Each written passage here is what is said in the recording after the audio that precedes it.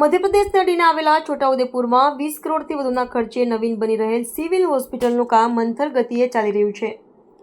જૂના બિલ્ડિંગમાં જે હોસ્પિટલ છે તેમાં પૂરતી સુવિધા નથી, જેને લઈ અહીં આવતા ગંભીર પ્રકારના દર્દીઓને ફક્ત રિફર જ કરી દેવામાં આવતા લોકોમાં નારાજગી જોવા મળી રહી છે। છોટાઉદેપુર એ સરહદી વિસ્તારમાં આવેલ જિલ્લો છે। છોટાઉદેપુર તાલુકો જંગલ અને ડુંગર વિસ્તારોથી ઘેરાયેલો છે। આવા વિસ્તારોમાંથી દર્દીને ગમે તેમ કરીને છોટાઉદેપુર જનરલ હોસ્પિટલ સુધી તો પહોંચાડવામાં આવે છે, પણ અહીં આવતા મોટા ભાગના દર્દીઓને અહીંથી અન્ય હોસ્પિટલોમાં જવાનો વારો આવે છે। ખાસ કરીને જનરલ હોસ્પિટલમાં સર્જન સિવાયના તમામ ડોક્ટરો કોન્ટ્રાક્ટ બેઝ પર છે।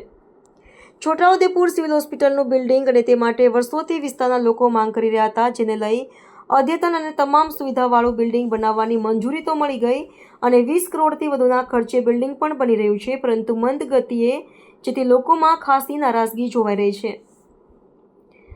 ગયા વર્ષે જ આ જ બિલ્ડિંગનું કામ ચાલતું હતું। તે જ વખતે ગુજરાતના મુખ્યમંત્રી ભૂપેન્દ્ર પટેલે પણ 27 જૂન 2024ના રોજ મુલાકાત લીધી હતી અને જે કામગીરી ચાલી રહી હતી તે બાબતે વધુ ઝડપથી કામગીરી થાય તે બાબતે સૂચનો પણ આપ્યા હતા, પરંતુ મુખ્યમંત્રીની સલાહને પણ અવગણવામાં આવ્યું હોય તેમ લાગી રહ્યું છે।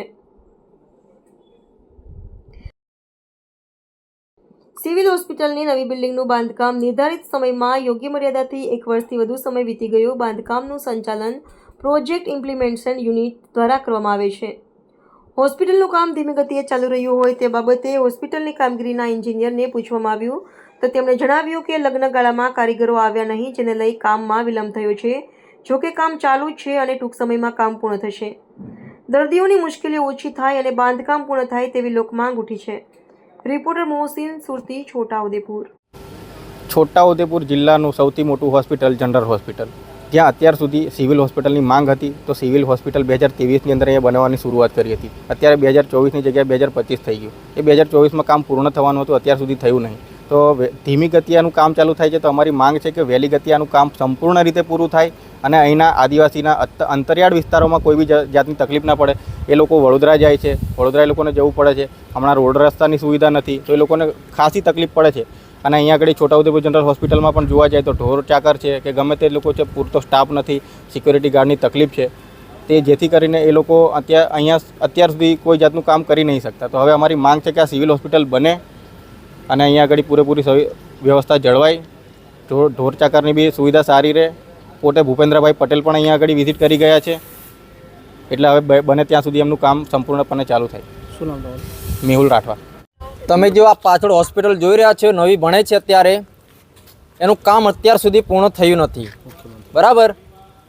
આની પહેલાં મુખ્યમંત્રી આવીને અહીંયા વિઝિટ મારી ગયા છે, છતાં પણ અને સરકારી અધિકારીઓને, આરોગ્ય લગતાઓને કીધું છે કે આનું કામ વહેલી તકે પૂર્ણ કરાવો, છતાં પણ 1 વર્ષ વીતી ગયો છે, હજુ સુધી હોસ્પિટલ ચાલુ થઈ નથી।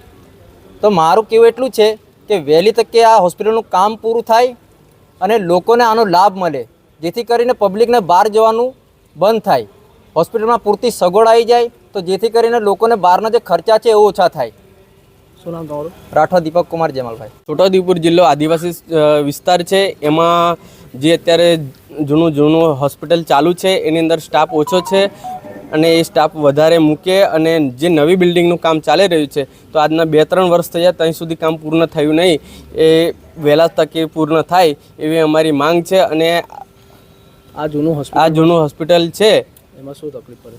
એમાં એવું છે કે સ્ટાફ ઓછો છે, પ્લસ કોઈ સુવિધા નથી, પ્લસ મતલબ કે આ જે પશુપાલન અંદર ઘૂસી જાય છે એના માટે સિક્યુરિટી ગાર્ડ બી નથી, એના માટે સિક્યુરિટી ગાર્ડ મૂકે એવી અમારી માંગ છે। હા, બહુ વર્ષ થઈ ગયા છે, આજ સુધી બન્યું નથી, કેટલા વર્ષ થયા ત્યાં સુધી અત્યારે કામ ચાલુ છે, હજુ પૂર્ણ થયું નહીં। હા, બહુ ધીમી ગતિએ કામ ચાલી રહ્યું છે, એ કામ પૂર્ણ વહેલે થકે થાય એવી અમારી માંગ છે। શું નામ તમારું? રાઠવા સુભાઈ દિલીપ। ઉપરાંત પાછળ નવું બિલ્ડિંગનું કન્સ્ટ્રક્શનનું કામ ચાલુ હોવાથી એ ગેટ બી તોડી નાખેલ છે, ત્યાંથી બી રખડતા ઢોર એન્ટર થઈ જાય છે અને આ સિક્યુરિટી ગાર્ડની સમસ્યા ઘણા ટાઈમથી